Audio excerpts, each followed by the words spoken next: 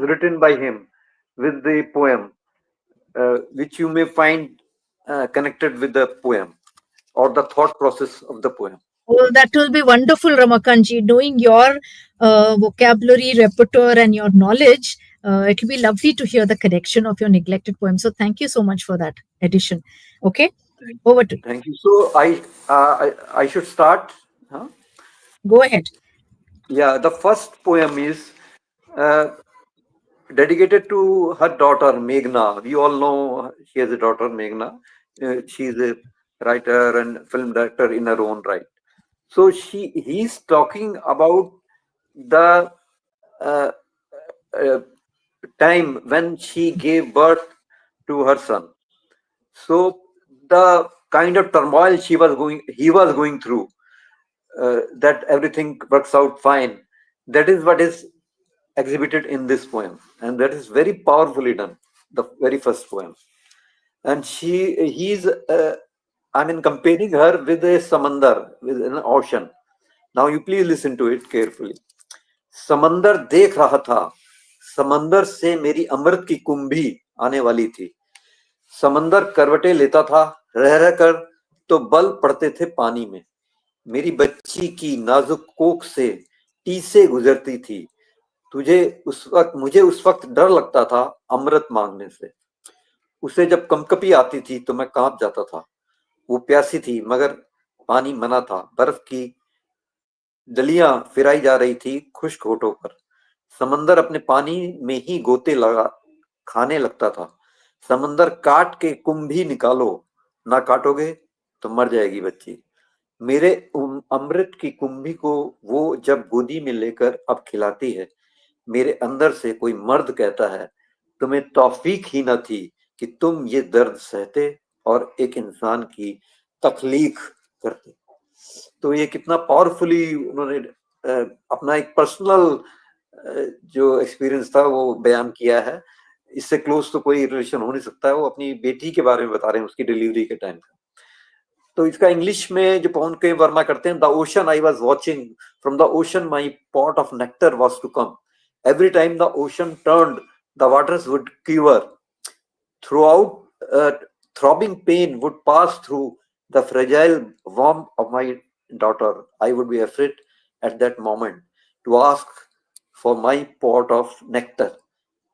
Whenever she would shudder, I would tremble. She was thirsty, but water was not allowed. Cubes of ice were passed over her parched lips. The ocean was going to convulse in its own waters. Slash the ocean and take out the pot. If you don't, the mother will die.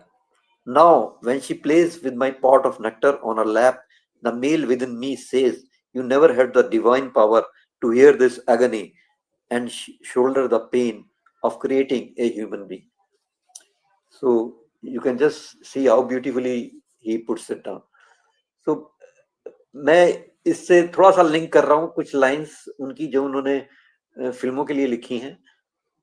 कांच की बूंदे तन पे लागी तो मन पे लागे तो जाने, बरस से ठंडी आग की बूंदे दर्द चुगे तो जाने.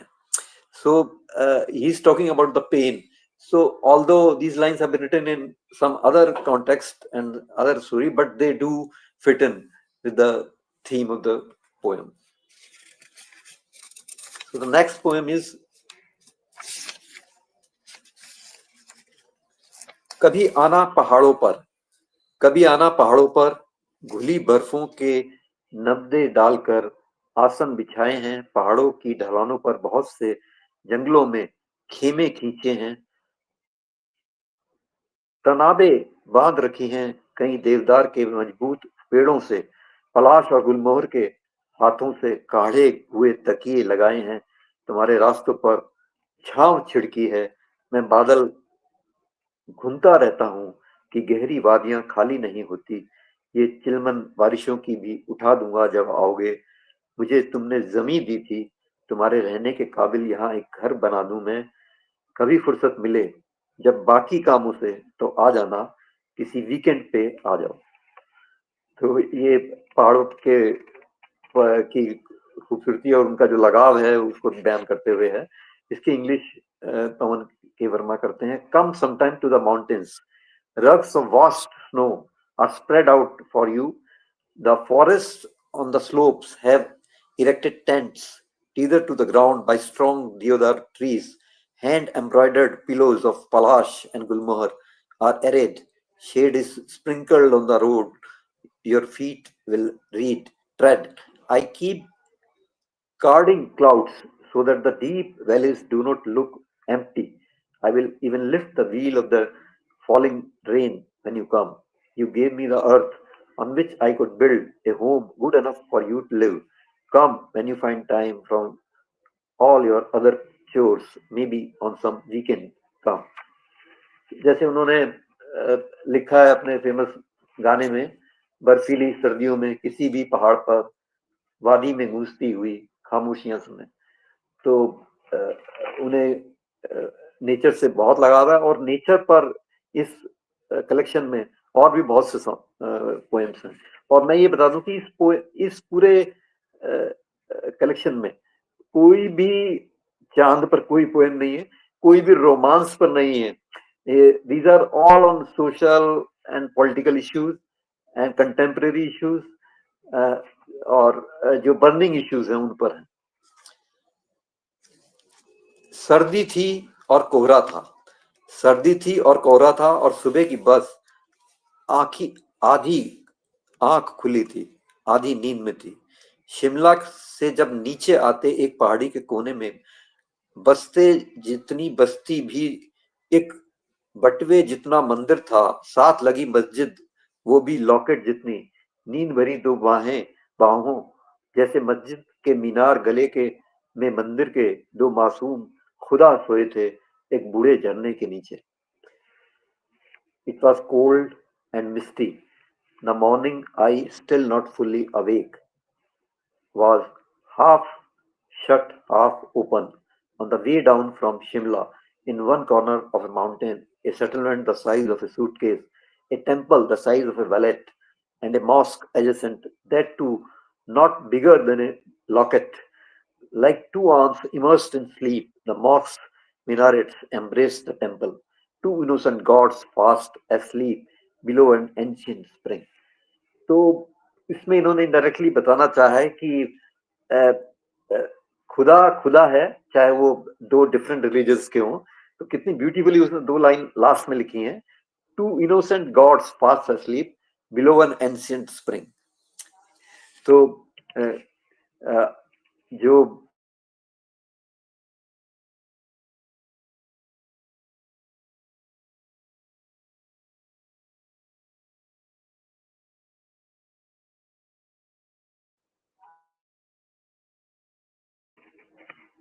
when it rains, बारिश होती है जब सारे पत्थर की दीवारों पर भीगे भीगे नक्शे बनने लगते हैं. खिड़की लिखाई लिखती है, बारिश कुछ कह जाती है. ऐसा ही अश्कों से भीगा एक खत शायद पहले देखा हो. When it rains, dressed figures begin to emerge on these mud and mortar walls. Then the rain falling gently like muted hiccups writes a familiar script. The rain conveys something. Perhaps you may recall having seen a letter drenched in tears that looked something like this.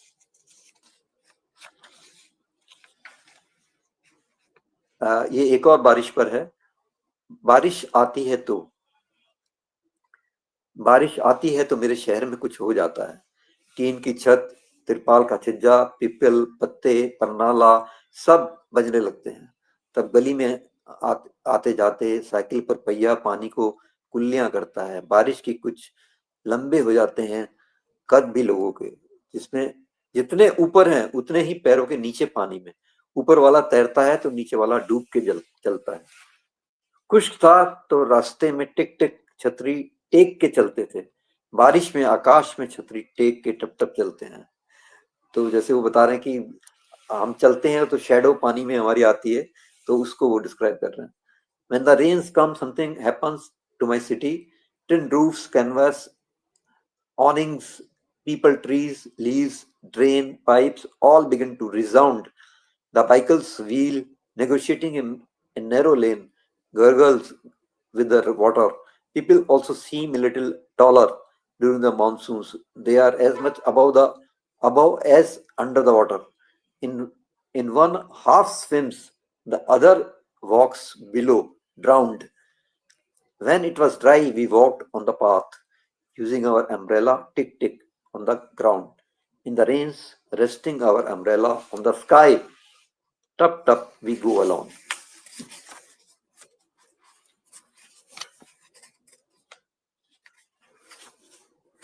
ये बारिश पर उन्होंने और भी बहुत अच्छे फिल्मी गाने भी लिखे हैं। थोड़ा सा मैं बता दूं इसके बारे में।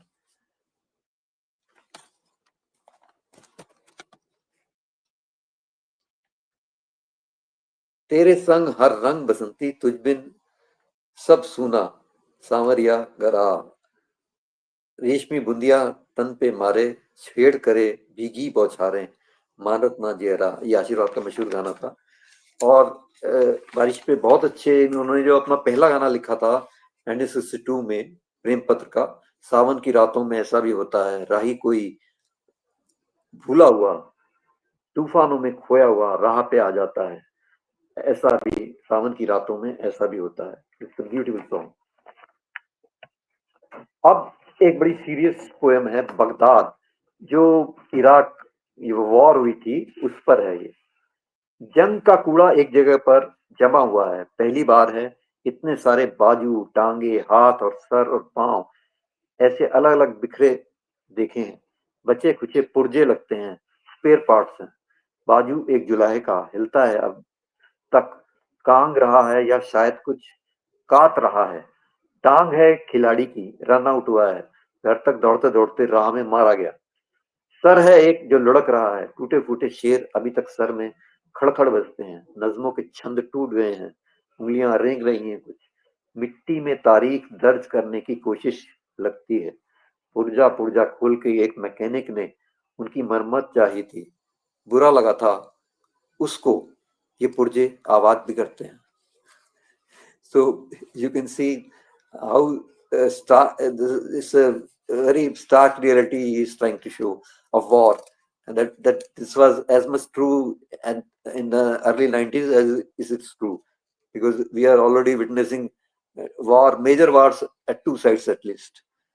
इसका इंग्लिश में किया है तो उनके हमने, the debris of war has collected at one place for the first time. So many arms, legs, hands, heads and feet can be seen separately scattered about like spare parts. A weaver's arm still moves, trembling or perhaps still weaving. Here is the leg of a sportsman run out, killed while he was running home. There is a head rolling around, broken couplets still rumbling inside. The verses of poems have come undone. Fingers grovel about, trying, it could seem, to inscribe the date in the mud. Opening each and every part, a mechanic wanted to repair them. He was offended to find that these parts still have a voice. ये इतना अच्छा comment है on the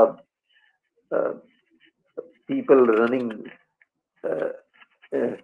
the major country, the fate of the society, the major powers of the world. Now, another stark reality on Gujarat riots.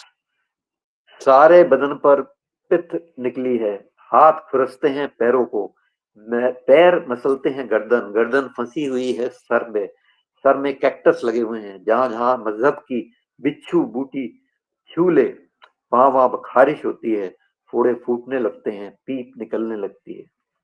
A feverish rash has spread over the whole body. The hands scratch the legs crush the neck is entangled with the head, and cacti grow from the skull. Wherever the scorpio nettle of religious strife touches, scabs break out, boils erupt, pus begins to ooze.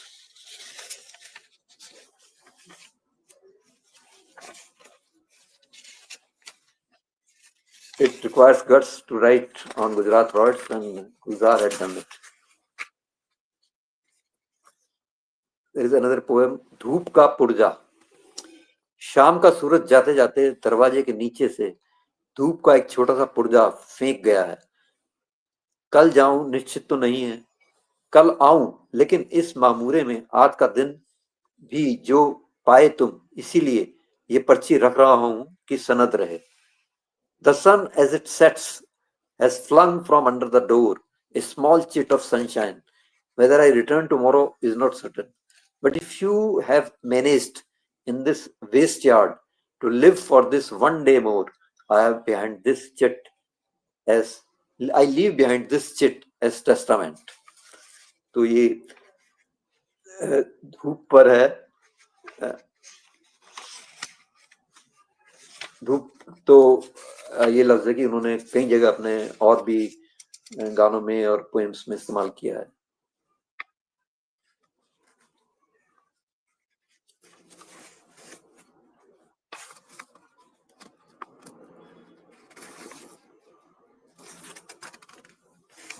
Now it's a poem, मैं कैदी हूं. ये आदमी के, एक आम आदमी के सेल्फ डाउट्स पर है. कई पिंजरों का कैदी हूं, कई पिंजरों का मैं बसता हूं. मुझे आता है कैदे काटना और अपनी मर्जी से चुनाव करते रहना अपने पिंजरों का. मियादें तय नहीं करता मैं रिश्तों की. असीरी ढूंढता हूं मैं, असीरी अच्छी लगती है. Asiri means imprisonment. I am a prisoner of many cages. I live in many cages. I like to be incarcerated and to keep on choosing by my own sweet will my various prisons. I do not fix the length of my relationships. I seek imprisonment. I like to be a captive.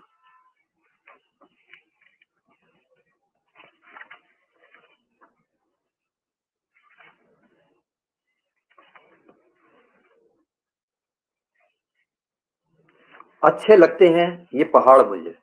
He is again going back to nature. अच्छे लगते हैं ये पहाड़ मुझे. चोटियां बादलों में उड़ती हैं. पांव बर्फाब बहते पानी में. कूदते रहते हैं नदियां. कितनी संजीदगी से जीते हैं. किस कदर मुस्तकिल मिजाज हैं ये. अच्छे लगते हैं ये पहाड़ मुझे. I like these mountains, peaks flying in the clouds, free pounding away at the ice cold waters of rivers flowing below. How wisely they live with such stable, unchanging temperaments. I like these mountains.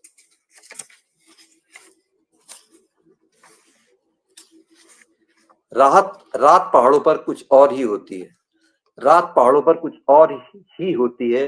आसमान बुझता ही नहीं और दरिया रोशन रहता है. इतना जरिया काम नजर आता है फलक पे तारों का, जैसे रात में प्लेन से रोशन शहर दिखाई देता है. पास ही दरिया आंख में काली पट्टी बांध के पेड़ों के झुरमुट में कूड़ा जमाल शाही आई जुमेरात आई पीछे देखे शामत आई दौड़ दौड़ के खेलता है. कंघी रख के दांतों में आवाज किया करती है हवा, कुछ फटी फटी झीनी झीनी बालिग होते लड़के की तरह. इतना ऊंचा ऊंचा बोलते हैं दो झरने आपस में, जैसे एक देहात के दोस्त अचानक मिलकर वादी में गांव भर का पूछते हो. नज्म भी आधी आंखें खोल के सोती है. रात पहाड़ों पर कुछ और ही होती है. The night in the mountains is something else. The sky never darkens, and the river is forever alight. So much zari work can be seen in the sky through the pattern of the stars, just like a city looks, all lit from a plane at night. The wind speaks like someone holding a comb between the teeth, crackling a little, a trifle threadbare, like that of a boy coming of age. Two waterfalls speak so loudly to each other, like rustic friends meeting unexpectedly in a valley, discussing the entire village. Even a poem sleeps with its eyes half open. The night in the mountains is something else.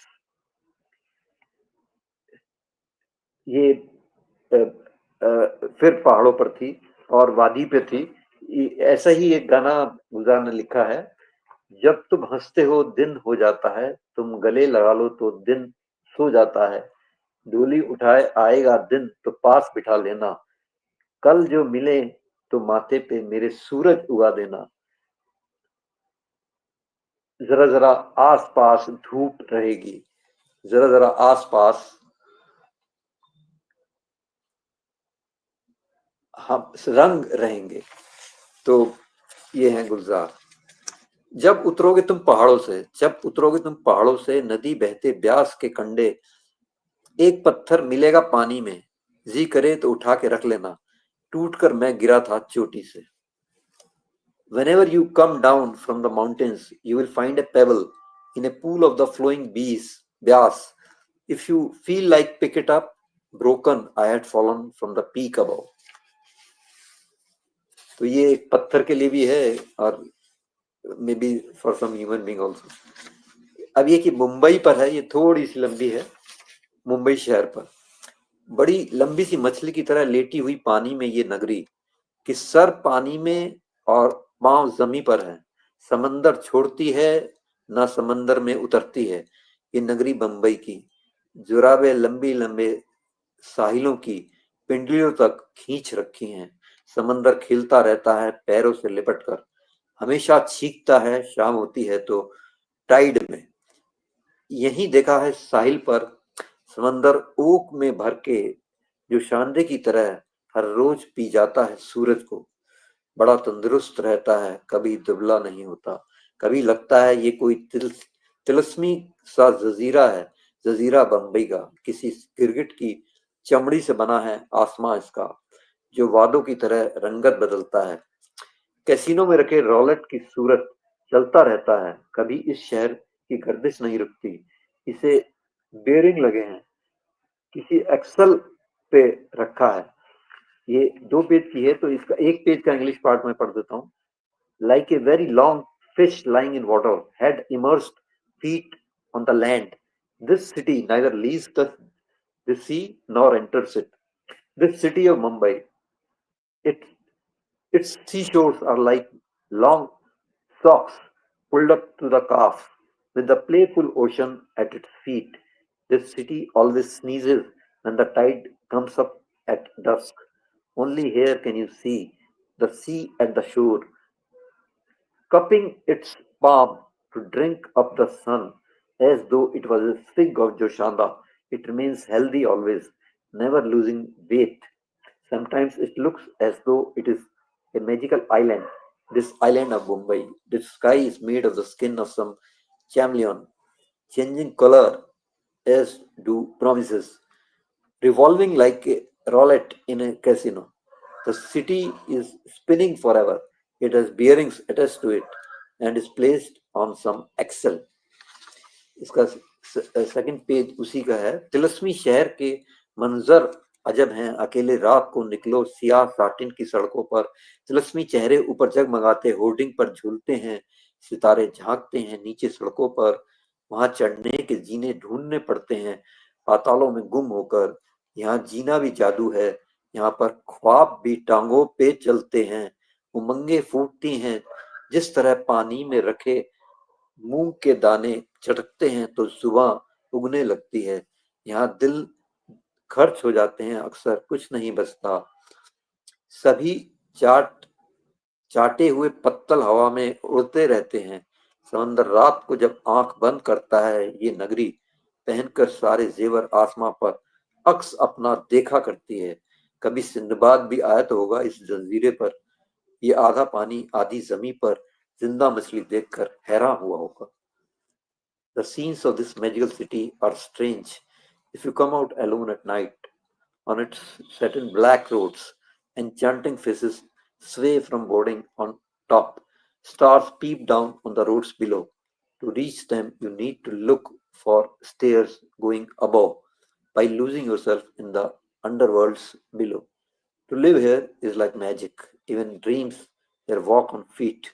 Hope breaks out just like seeds kept in water, sprout and begin to grow tongues. Hearts often spend themselves out here with nothing left, swaying in the wind like leaf plates licked clean. When the ocean shuts its eyes at night, this city, wearing all its ornaments, keeps looking at its reflection in the sky. Sinbad too must have come sometime to this island. He must have been surprised to see this live fish, half in the water, half on the ground.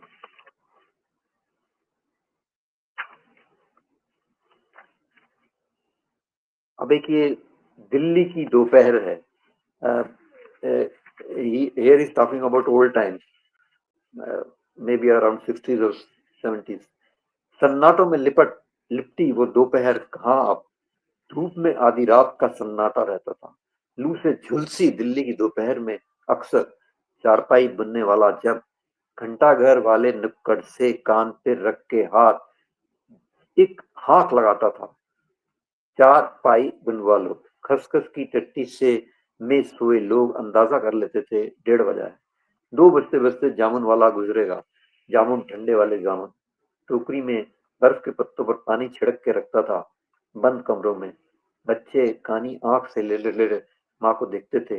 वो करवट लेकर सो जाती थी. 3 बजे तक लू का सन्नाटा रहता था.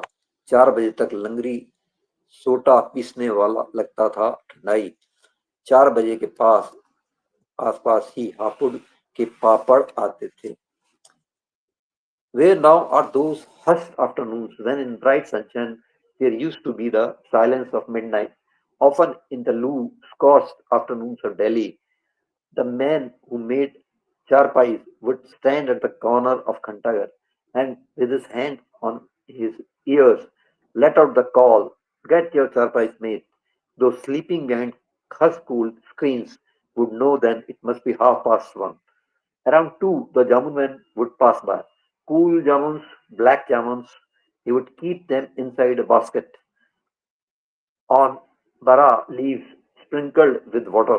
Inside closed rooms, children with one eye open would look at their mothers, and she would take a turn and go to sleep again.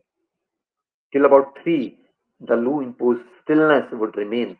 Around 4, Langri Sota would begin to grind the thandai. At about the same time, the papads from Hapad would arrive.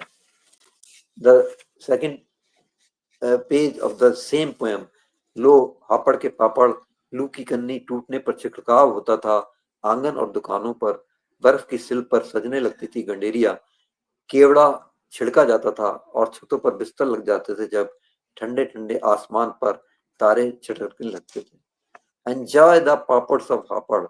When the Loo subsided, water was sprinkled outside shops and in courtyards. Sugar-cane pieces would now adorn slabs of ice. Kevada fragrance would be sprinkled, and when on rooftops the beds would be made, stars would twinkle in the cool sky above.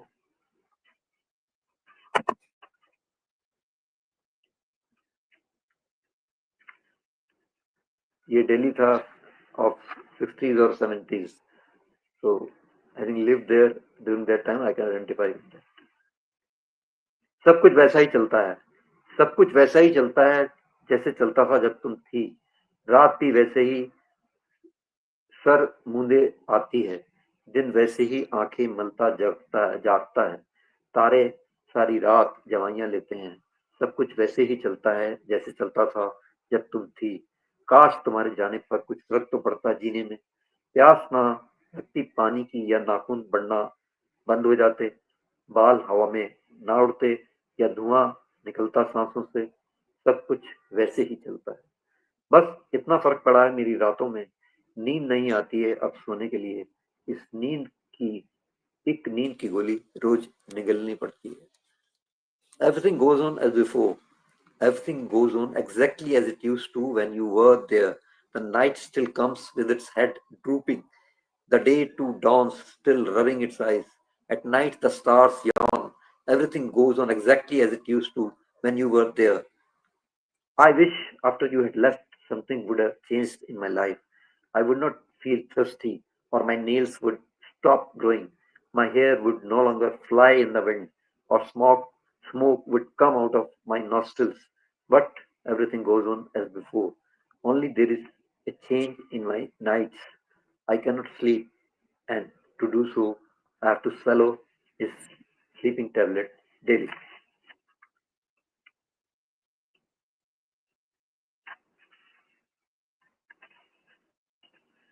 People कितना कूड़ा करता है people आंगन में। माँ को दिन में 2 बार बुहारी करनी पड़ती है। कैसे कैसे दोस्त यार आते हैं इसके। खाने को ये पीपलियां देता है। सारा दिन शाखों पे बैठे तोते गुग्गू आधा खाते आधा जाया करते हैं। गिटके विटके सब आंगन ही में फेंक के जाते हैं। एक डाल पर चिड़ियों ने भी घर बनाए हैं। तिनके उड़ते रहते हैं दिन भर आंगन में। एक गिलहरी भोर से लेकर सांझ तलक जाने क्या उजलत करती है रहती है। दौड़ दौड़ कर दसियों बार ही सारी शाखें घूम आती है।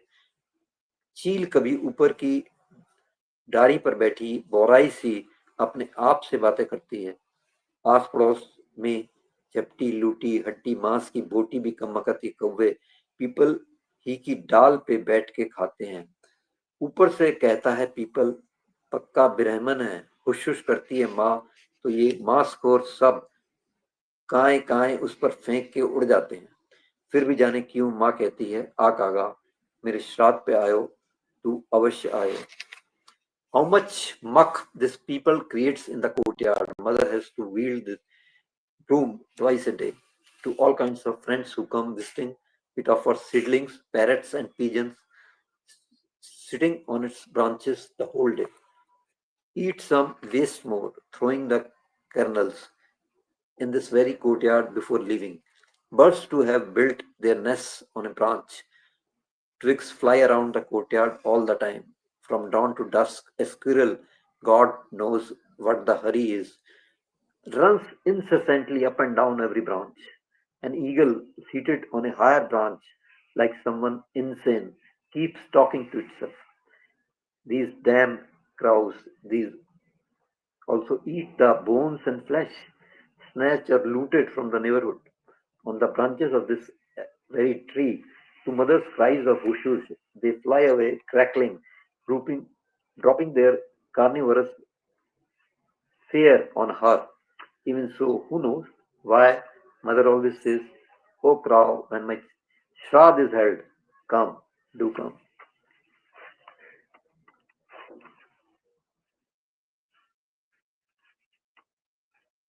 हमें पेड़ों की पोशाकों से इतनी सी खबर तो मिल ही जाती है। हमें पेड़ों की पोशाकों से इतनी सी खबर तो मिल ही जाती है। बदलने वाला है मौसम। नए ओवजे कानों में लटकते देखकर कोयल खबर देती है बारी आम की आई कि बस अब मौसमी गर्मिया गर्मा शुरू होगा। सभी पत्ते गिर के गुलमोहर जब नंगा हो जाता है गर्मी में तो जर्दा सुर्ख सब्जे पर छपी पोशाक की तैयारी करता है। पता चलता है कि बादल की आमद है। पहाड़ों से पिघलती बर्फ बहती है। गुलाने पैर पाइन के। हवाएं झाड़ के पत्ते उन्हें चमकाने लगती हैं। मगर जब रेंगने लगती है इंसानों की बस्ती, हरी पगडंडियों के पांव जब बाहर निकलते हैं, समझ जाते हैं सारे पेड़ अब कटने की बारी आ रही है। यही बस आखिरी मौसम है जीने का, इसे जी लो। From what the trees are wearing, at least this will learn. The season is about to change. Seeing how new adornments hanging from ears, the koya gives the news. It is time for the mango season. Any moment now, summer will begin. Shedding all the leaves when the gulmohar stands nude in summer, preparing to wear a dress of red and gold stamped on green, one knows that clouds are about to come. When the melting snows flow to wash the feet of the pine, the wind the winds brush off its leaves and begin to polish them. But when human settlements begin to slither and green pathways begin to walk out of them, and the trees understand, all the trees understand the time has come for us to be cut. This is the last season to live it fully.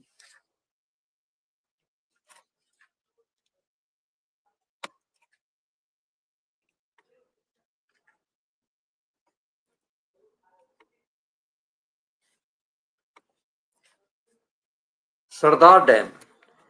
This is also more or less in the same vein. What the so-called growth does to the environment. 3 पहाड़ों बीच बनी इस वादी में बंद बनेगा, dam बनेगा। Sir पर लो और चलो उठा लो छाबा खांचा इस गांव का, रिश्ते नाते आस पड़ोस अब सब रेडी पर रखो और लुढ़काओ उनको। झल्ली से डालो मिट्टी पिछली पुश्तों की और माजी कंधे पे रख लो, जेब में भर लो कब्रें अपनी। रीति रिवाज और कल्चर वल्चर गर्दन में लटका के उठो, कमर पे बांधो नंगे बच्चे, पीपल तुलसी मड़ी चढ़ी दरगाहे, मीठे हुए चलो सब औंधे कर दो, कूच करो अब। 3 पहाड़ों में से रेंगता बल खाता जो सदियों से बहता आया है, कुंडली मार के बैठेगा वो दरिया अब इस वादी में। In this valley cradled between 3 mountains, a dam will be built, a dam will be built. Come loud on your head and haul away the bits and pieces of this village. Pile your kinships and relationships onto a cart and topple them away. Shove the dust of earlier generations into a basket. Carry the past on your shoulder and stuff family terms into your pocket. Customs, rituals, and such things like culture hang around your neck before you leave.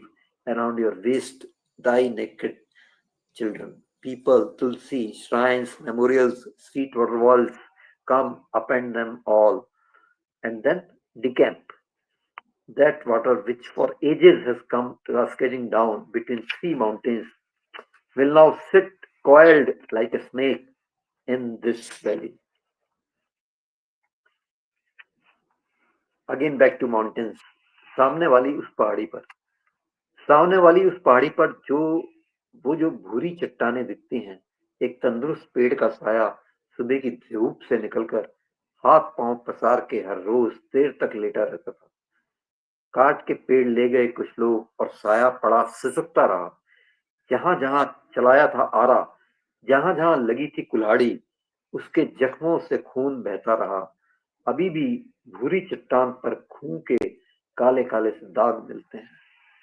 The tan cliffs that you can see on the mountain opposite, a shadow of a healthy tree, with the help of the morning sun, used to lie there every day for long, its clouds and feet spread out. Some people cut the tree and took it away. The shadow, whimpering, was left behind. Wherever the saw was used, wherever the axe was wielded, blood flows from its wounds. Even now, on that tan mountain, blackish spots of blood can be found. This is very touching in the voice of a 9-year-old. 9 साला फराज का कहना है, बड़ा होने लगा था फिर ख्याल आया कि रुक जाऊं, जो पानी पी रहा हूं मैं वो गंदला है। हवा भी बासी लगती है। सड़क पे पांव रहती थी, छांव रहती थी, उसे भी टुकड़ा टुकड़ा काट के सब ले गए कब्र के। कब के मैं घर आया तो टीवी में धुआं देखा, कहीं पे ट्रेन जलती थी, किसी ने बस जला दी थी। घरों को जलते गिरते देखकर घर से निकल आया। आधी सदी से आप ही कहिए, यही सब चल रहा है तो इसी में आपका बचपन गया होगा, इसी में मैं भी बड़ा होऊंगा, तो फिर कितना जरूरी है बड़ा होना। As I began to grow up, a thought came to me that I should do so no more. The water that I drink is muddy. The air too appears stale. The shade that used to caress the road has also been hacked piece by piece and taken away by people long ago. When I returned home, I saw smoke on the TV screen. Somewhere a train was burning. Someone had burnt a bus. Watching homes being burnt or demolished, I came out of my home. For half a century, such century, such things have been going on, and your childhood has been exposed to it, and so must mine. Then, how necessary is it to grow up? नंग धड़ंग जमी पर लेटे लेटे मैंने, नंग धड़ंग जमी पर लेटे लेटे मैंने कितनी ही बार सुना है, इस मिट्टी के नीचे कुछ आवाजें रेंग रही हैं। कान लगाकर दरियाओं के छुप जाने की चाप सुनी है। छोटे छोटे बीजों के फटने से अंदर पेड़ों के गिरने की सी भारी आवाजें गूंजती हैं। औलादों को घर से बाहर जाने से कोई रोक रहा है। ऊपर मत जाना कि लोग जमी के कपड़े, लत्ते, जेवर नोच नोच कर बेच रहे हैं। जमी की दुल्हन लूट रहे हैं। चीर हरण का दौर चल रहा है। Lying on the naked ground, how many times have I heard some voices slithering below the soil? Straining my ear, I heard the stress of rivers forced to go into hiding. Even in the sprouting below of the smallest seeds, there echoes the cry akin to falling trees. Someone is trying to stop their children from leaving home. Don't go up because people are tearing off the attire and ornaments and everything else of the earth to put them to sale. They are plundering this bride like earth. The scene of Draupadi's stripping is on.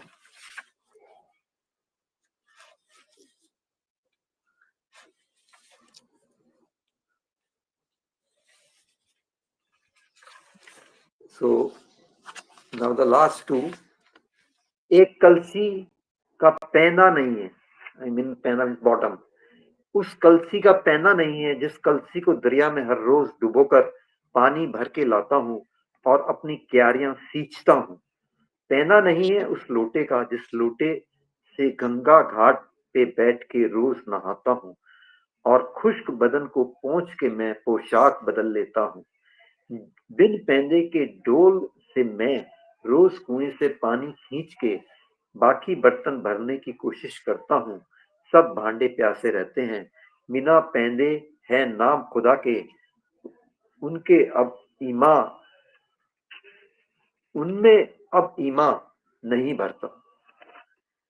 That pitcher which I dip in the river every day to water my plants has no base.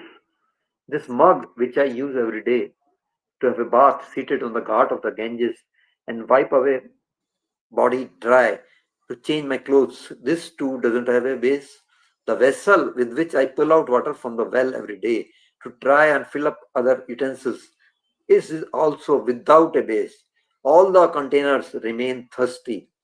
Baseless are the names of God. No longer can they be filled with reverence or faith. So it's just like without base, a vessel, without spine, a man. And he is referring to spineless people. वो जो एक मियाद थी ना, वो जो एक मियाद थी ना इस्तेमाल की, वो गुजर चुकी। दवा की शीशियों पे लिखी जाती है, इसीलिए मियाद बाद इस्तेमाल करने से दवाइयां भी बासी होने लगती हैं। फिर कोई इलाज कर नहीं पाती सकती, फिर भी तर्क ना हुई तो जहर बनने लगती है। बासी हो चुके मजहबों के एक ताद सब, वो जो एक मियाद थी ना इस्तेमाल की, वो गुजर चुकी। The use by date, you know that use by date, that date has expired. It is written on the medicine bottle only because once that date is over, even medicines putrefy. Then they cannot cure, and if still not abandoned, they become poison. All the values that animated religions have putrefied, that use by date that we spoke of, that date has expired. That's all. These were the poems which I chose from the 60 odd poems in this anthology, which were titled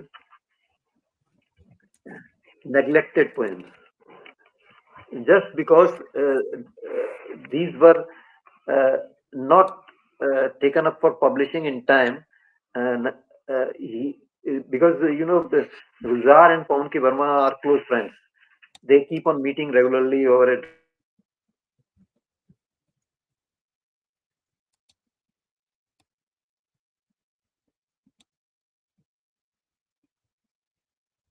I mean, written by me by the title. Uh, uh, his title was Selected Poems. selected by Pawan. Give the name Neglected Poems. So Pawan K. Verma was taken aback. He thought he was targeting me because I didn't give time to them but immediately he saw a smile on his face, Gulzar's face, because both of them has a nice sense of humor. He said, "It's nothing against you. I know you had been named the ambassador to Bhutan and you were busy, but I'm just thinking about it that why not name this anthology as Neglected Poems." So it's just a joke, he says in the preface. He himself says so in the introduction. So it's just like that. And why I chose this book is because these have some realistic poems. These have nothing to do with stars and a moon or on any romance or something like that. If you have noticed, these have something to do with contemporary issues, ecology, uh, environment, and social and political comment on war and riots. So I don't think you will find any other poet writing on these things so openly and boldly.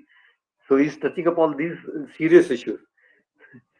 So these are very contemporary. Now we are facing two wars, major wars in the world. So he's talking about riots, Gujarat riots. Who can touch that issue? He has got the guts. It was published in 2012. Still, I still, you know, uh, uh, what can I say? The people were very much in power even then. So it takes guts. So that is why I chose this. And the very first, that Meghna, where he shows the birth of his grandchild, that is marvelous. I mean, he is saying that the men folk don't have the uh, guts, don't have the divine power to give birth. They don't go through that pain. They don't know how a human being is created, a new life is created. So how strongly he feels for women folk, that you can make out. So that is the reason I chose this. So any other question, you please. Beautiful, Ramakanji. But you know what? It is not easy कि जैसे रूह को छूकर गुजरती है ना जो हवा, breeze, वैसे उनके poems, you made us tear up. I think Jamuna ji is watching, and I know many others who are watching. Some of his poems, The Prison, वो बच्चे पे 9-year-old, why am I growing up, you know, क्यों फिर spineless people, जमीन की दुल्हन लूट रहे हैं, it's, you know, रोंगटे खड़ा, you know, you are feeling goosebumps, रोंगटे खड़ा कर देती है. ये बात मुझे कभी कभी आपने जो कहा है अभी कि वॉर्स के बारे में, गुजरात के बारे में, he reminds me of the rebel in Sahir also, right? थोड़ा सा वो ट्रिक लगता है मुझे, बट इतना ब्यूटिफुली और सॉफ्टली वो पॉइंट ड्राइव होम करना, ये गुलजार साहब की यू नो खासियत है. और रमाकांत जी, मुझे आपसे एक प्रश्न पूछना है. जब आप ये मैंने सेलेक्टेड पोएम्स भी पढ़ा होगा आपने और निग्लेक्टेड पोएम्स भी, मुझे जानना है कि निग्लेक्टेड मतलब निग्लेक्ट इंग्लिश में तो बोलते हैं जो छोड़ दिया है, जो पब्लिश नहीं हुआ है, लेकिन मैं समझती हूँ आप अगर देखेंगे तो ये एक्चुअली निग्लेक्टेड टॉपिक्स है जो लोगों को देखना नहीं है.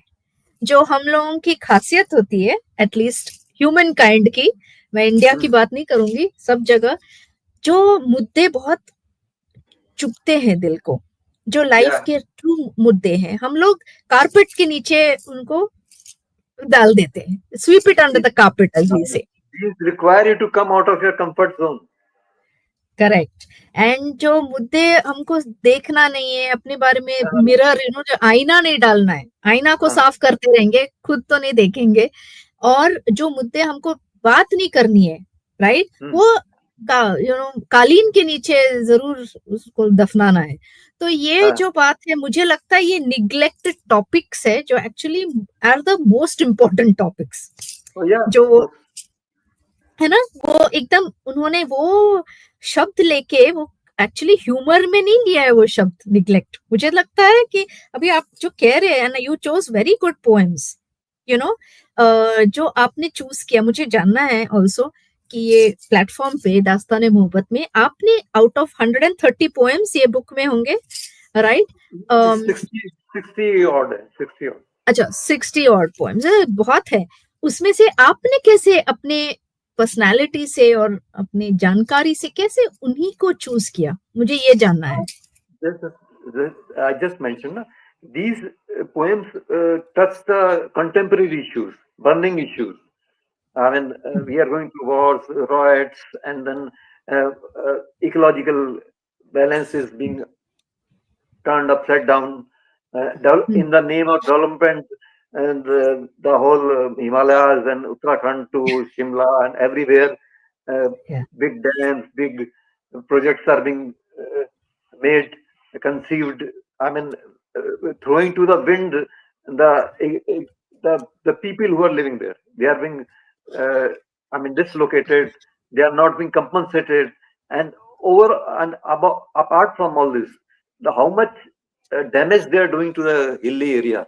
You know, you can see the climate change is all related, interrelated. Climate change, which I are saying, erratic behavior of. You can talk to Bombay or Pune. How much rain did you have previously? Now you can have rain at the top of the head, and then it will be very severe rain.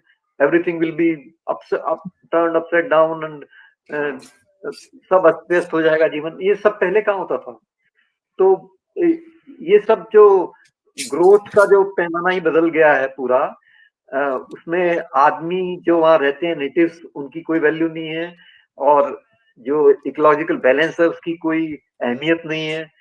सारे rules सारे उनको उस तरह से amend किया जा रहा है कि ग्रोथ होनी चाहिए एट एनी रेट.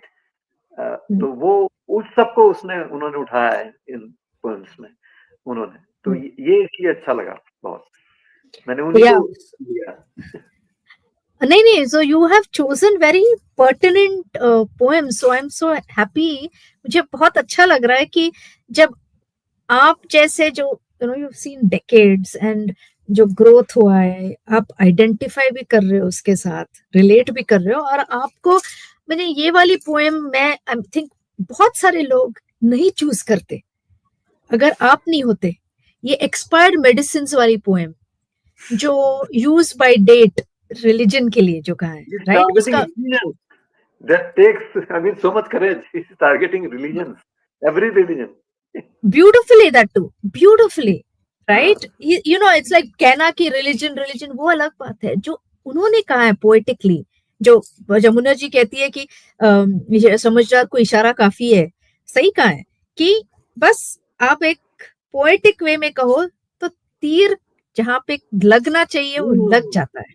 एंड आपने भी वो चूज किया. देखो, कोई मतलब ये भी एक खासियत है रमाकांत जी, आप अपने आप को भी जरा कूडोस दीजिए कि आपने वो चूज किया.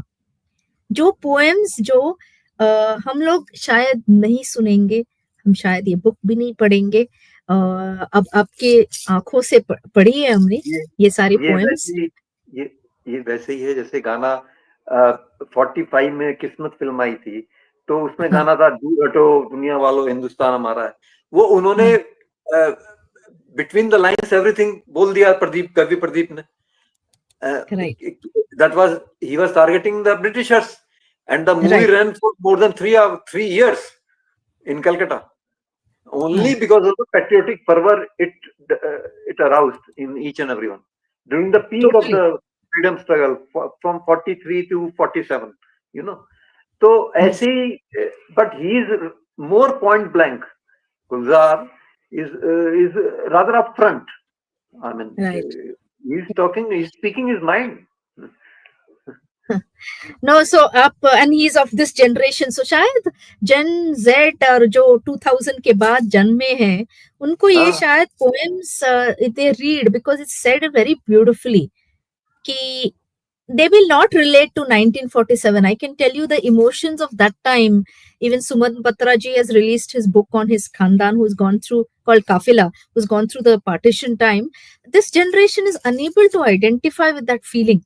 Or क्यों ना हो, they don't have to go through that, right? And it's good. They're getting everything, well sorted. ये सारी चीजें अच्छी हैं. But आपने ये भी कहा रमाकांत जी कि poems के जो wars चल रहे हैं, राइट। वो राइट्स भी अभी खत्म नहीं हुए, वॉर्स भी तीसरा चौथा, I don't know how many अभी, राइट। सो ये बहुत रेलेवेंट है ये जमाने के लिए भी, and Yep. It is very important not to push aside social issues. I am all for that, because the healing happens in every generation only when you face it. If you do not face it and acceptance पहली बात होती है, और फिर face it की ऐसे भी हो सकता है, कठिनाइयां आएंगी, ऐसे भी ऐसी सीख मिलेगी इन कठिनाइयों से कि फिर से हम लोग मिस्टेक करते जाएंगे। मिस्टेक्स तो हम सीख के भी ना कर सकते, right, but people are still doing the same mistakes, और ये कविताएं फ्रेश ही रहेंगी।